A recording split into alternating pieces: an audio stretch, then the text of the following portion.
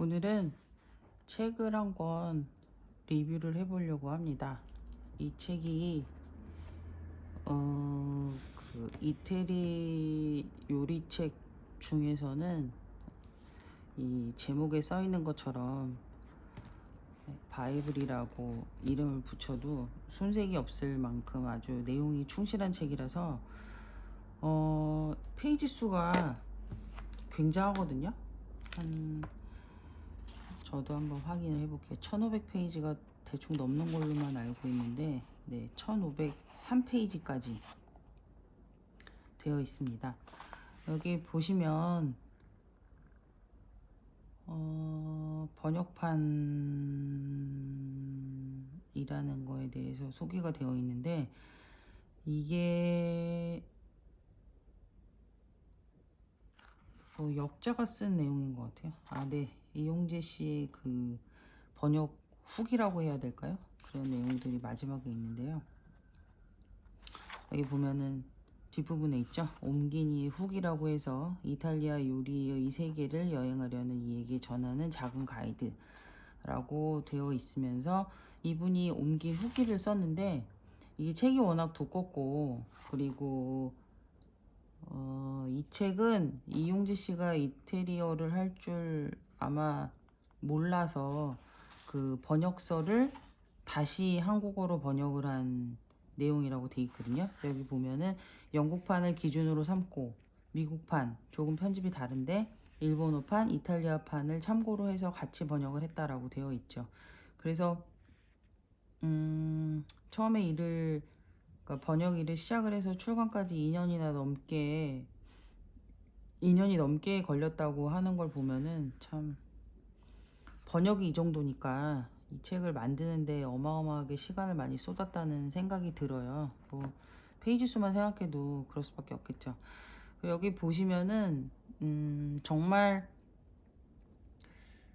이태리 요리 관련된 서적들이 다 이 책을 보고 쓰진 않았겠지만 없는 게 거의 없다고, 그러니까 뭐라고 얘기할까요? 하여튼 정말 진짜 방대하거든요. 실버 스푼이라고 이렇게 표시가 되어 있고요. 보면은 지금 그 겉에 이 목차를 보면 대충 짐작을 하실 수 있듯이 뭐 다루지 않고 있는 분야가 없다고 봐도 돼요. 이태리 요리에 있어서는. 그래서 네, 식사에 관련된 이 책에 대한 그 간략한 소개를 하고 있는데, 이태리 하면은 뭐 치즈, 파스타, 뭐 피자, 뭐 저희가 익숙하게 접할 수 있는 요리가 굉장히 많잖아요. 이태리 요리 중에. 근데 그런 그 음식에 대한 그런 뭐랄까, 결혼하기 전에 여기도 밥은 아줌마들이 하는지 모르겠는데 모든 이탈리아 사람들이 윗세대의 솜씨를 가르쳐주고 이탈리아 요리에 대한 이해를 돕기 위해 자녀에게 건네주는 요리책이다. 아무튼 여기 보면은 이탈리아에서 가장 많이 팔린 요리책으로 많은 신부가 원하는 결혼 선물이자 모든 가정의 부엌에 자리 잡은 상비서이다 라고 되어 있죠. 그래서 뭐 도무스라는 출판사에서 도무스라는 그 에디토리알레 도무스라는 분이 기획했다고 하네요. 네, 디자인 건축 잡지 도무스라는 데가 있나 봐요. 전 가구 이름인 줄 알았더니 또 서로 다 관계가 있나 보네요. 네. 아무튼 한 번도 절판된 적이 없이 60년 동안 계속해서 증보를 해서 개정판을 내고 있는 책이기 때문에 현재도 증보판이 이 책 이후로 나왔을 수도 있다고 예상이 되네요. 그리고 여기 보시면은 레시피가 2000점 이상의 레시피가 담긴 놀라운 요리책이라고 되어 있는데, 그러니까 그만큼 굉장히 그 하드카바에 책도 무겁고 두께가 상당하거든요. 이거는 지금 2005년에 처음 영업하는 준비하면서 시작한 어쩌고저쩌고 이렇게 되어 있죠. 네, 그래서 이렇게 되어 있습니다.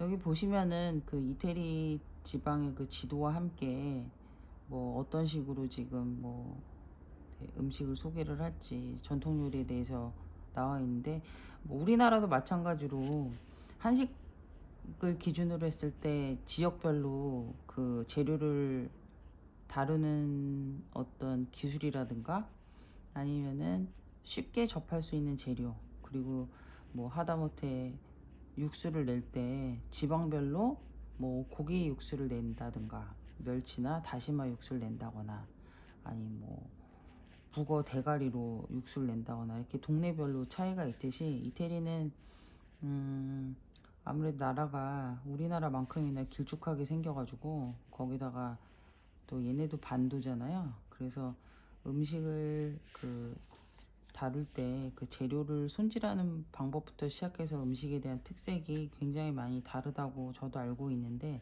그런 거에 대한 개략적인 설명이 되어 있습니다. 그리고 얘네도 그 치즈를 많이 먹으니까 치즈나 채소나 또 단품 요리부터 시작해가지고 메뉴를 어떻게 짜야 되는지 아주 네, 이렇게 쭉 나와 있죠. 그리고 중간에 보면은 뭐 예를 들면 여러 가지 요리가 있지만 우리가 흔히 접하는 미네스트로네라는 그 야채습을 예를 들면 지역별로 어떤 식으로 다르게 조리를 하는지를 자세하게 설명을 하고 있어요.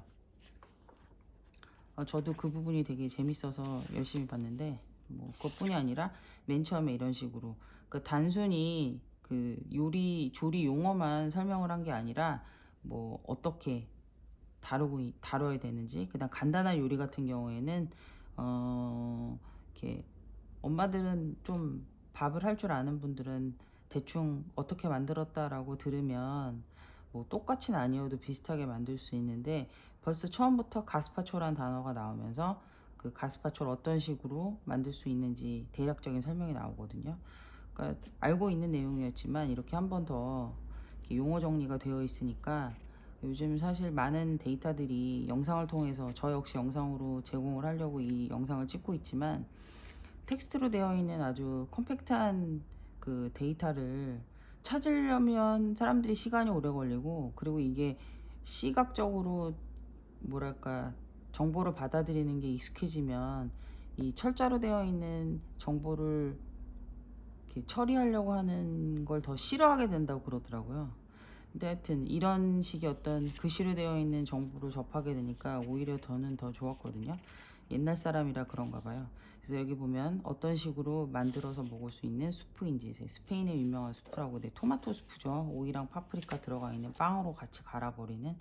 그래서 이런 식으로 그 실제로 이 요리책을 볼 때 나오는 단어들이 좀 익숙하지 않거나 어떻게 하는지 잘 모를 때 이 앞에서 색인을 해가지고 찾아볼 수 있게끔 정리가 되어 있는데 이 부분만 해도 이렇게 두꺼워요. 네, 이렇게 굉장하죠. 여기는 조리도구인데요. 조리도구는 뭐 그렇게 많지는 않아요. 다 뭐 이걸 뭐 다 보여드릴 수는 없고요. 자, 한번 대충 구성을 이렇게 한번 보면 이게 서점에서는 비닐로 이렇게 완전히 패킹을 해놨기 때문에 안에 있는 내용을 확인하고 책을 살 수가 없거든요. 그래서 저는 뭐 이 책 가격도 사실 거의 10만 원 가까이 하는 가격이기 때문에 가격도 좀 비싸지만 저야 뭐 요리책 보는 걸 굉장히 좋아하는 사람이라서 약간 망설임은 있었지만 샀죠. 이런 식으로 보면 요리책이나 베이킹책을 보다 보면 사실 친절하지 않은 책을 만날 때가 있어요. 근데 저는 좀 아주 안 좋아하거든요. 친절하지 않은 책은 굉장히 안 좋아하는데 그 이유는 그걸 보고 따라하라고 만든 책인데 그게 설명이 친절하지 않으면 그건 도대체 그 책을 왜 냈나라는 생각을 하거든요. 그러니까 기본적으로 잘 모르는 사람이 그 책을 보고 따라하기 좋게 만드는 게 요리책의 기본이라고 생각하는데 그 기본도 안 돼 있는 책들이 굉장히 서점에 많이 나와 있어요. 근데 이 책은 이렇게 방대한 양을 다루고 있음에도 불구하고 내용들이 아주 자세하죠. 그렇기 때문에 이 책을 모든 사람들이 다 필요할 거라고 생각하진 않아요. 그런데 나중에 두고두고 볼 서양 요리 책이라고 하면 한 권을 산다. 그럼 저 같으면 이 책 살 것 같아요. 그래서 제가 그냥 별 기대 안 하고 사실 좋을 거라고 예상은 했지만 생각했었던 것보다 더 마음에 들더라고요. 그래서 생전 이 책 리뷰를 영상을 찍을 생각을 해본 적도 없었는데 이 책은 좀 알려드리고 싶은 마음이 있어서 네, 이렇게 들고 왔죠. 네. 그리고 한 가지 아쉬운 점이 있어요. 그건 뭐냐면은 이 이제 중간중간에 이렇게 요리 사진이 삽입이 되어 있거든요. 근데 이 요리가 뭔지 이렇게 짐작이 되는 페이지들도 있어요. 이거 누가 봐도 가리비 구이나 가리비 샐러드나 이건 아니고 약간 우리끼리 한 소스가 담겨져 있는 거와 그다음에 여기 보면은 빨간색 실고추가 이렇게 들어가 있는 게 사실 실고추가 아니라 이건 샤프란이거든요.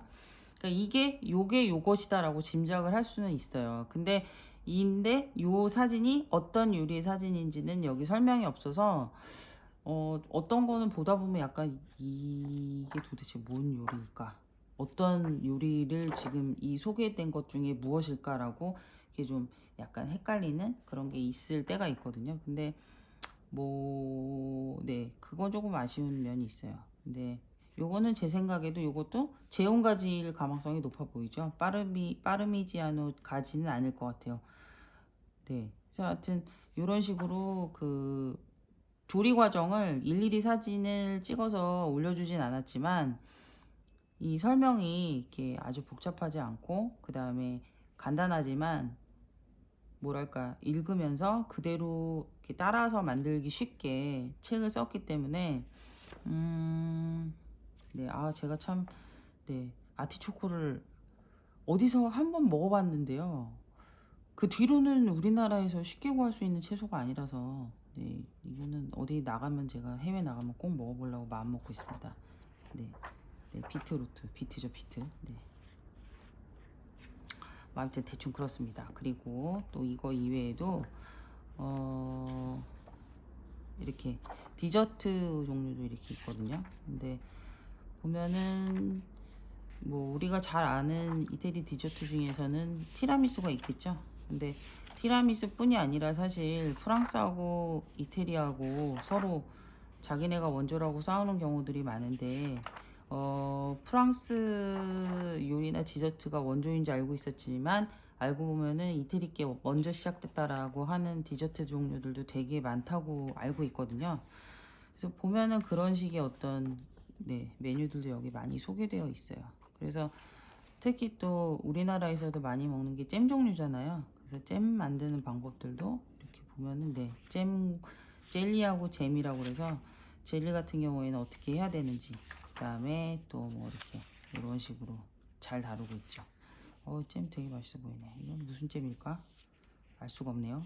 위에 체리가 있는 걸로 봐서 체리잼일 것 같네요. 네, 아무튼 그렇습니다.